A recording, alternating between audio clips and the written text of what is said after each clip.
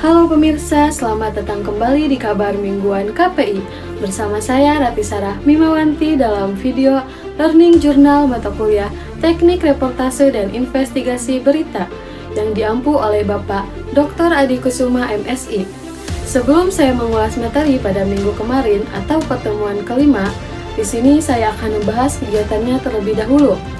Jika biasanya kita melakukan praktek pembawaan berita terlebih dahulu, namun minggu kemarin kita melakukan presentasi terlebih dahulu, baru dilanjut dengan praktek pembawaan berita, dikarenakan adanya kendala pada teknis.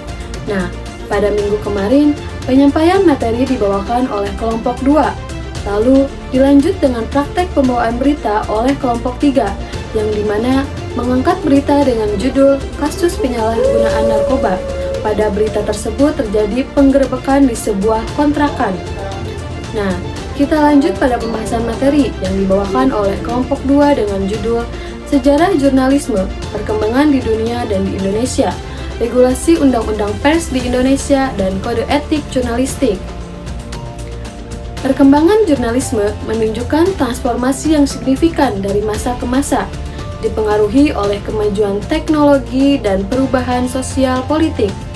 Awalnya, jurnalisme hanya berfungsi sebagai alat politik dan bisnis, namun berkembang menjadi profesi yang mengutamakan independensi dan kredibilitas.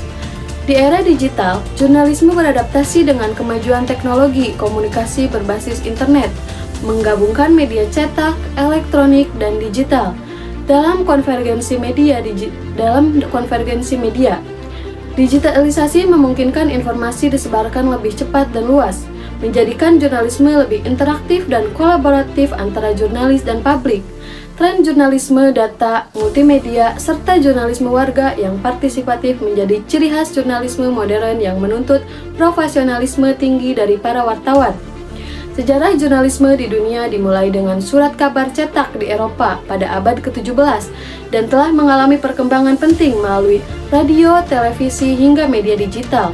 Jurnalisme berperan krusial dalam peristiwa besar dunia seperti Perang Dunia, krisis ekonomi, dan pandemi, sebagai sarana penyebaran informasi serta pengawasan kekuasaan.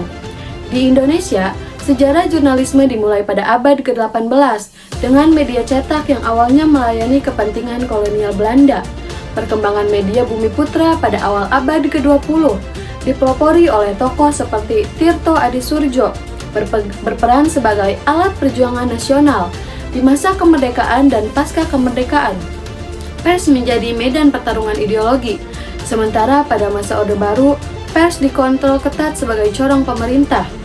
Era reformasi membawa kebebasan pers melalui Undang-Undang Nomor 40 Tahun 1999 yang menjamin kemerdekaan dan menghapus pemberedelan.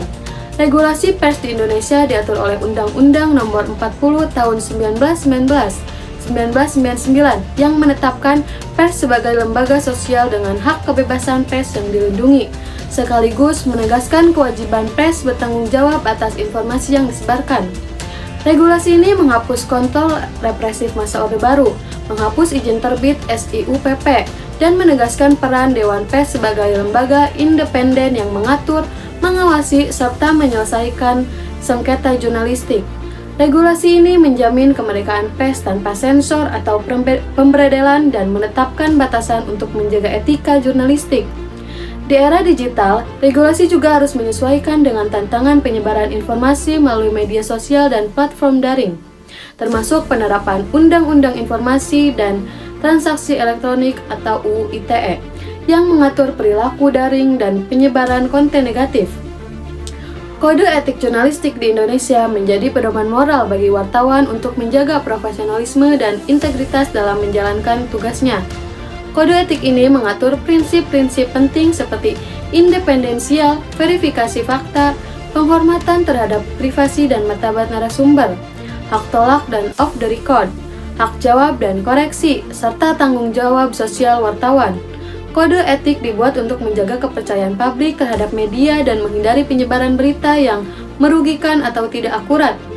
Dewan Pers mengawasi pelaksanaan kode etik ini dan berperan dalam menyelesaikan pelanggaran yang jika tidak ditegakkan dapat berdampak pada kuatnya disinformasi.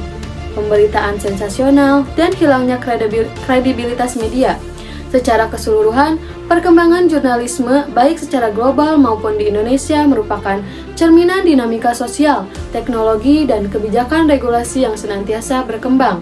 Regulasi pers dan kode etik jurnalistik menjadi fondasi utama dalam mewujudkan pers yang bebas, bertanggung jawab, dan profesional demi keberlangsungan demokrasi dan informasi berkualitas di masyarakat. Nah, demikian pembahasan materi dalam video learning jurnal kali ini tentang sejarah jurnalisme, perkembangan di dunia dan di Indonesia, regulasi undang-undang pers di Indonesia, dan kode etik jurnalistik. Semoga video ini dapat menambah wawasan kita semua. Terima kasih sudah menyimak. Semoga kita semua dalam keadaan sehat. Saya Rati Sarah Mimawanti, pamit undur diri. Sampai jumpa di video learning jurnal berikutnya.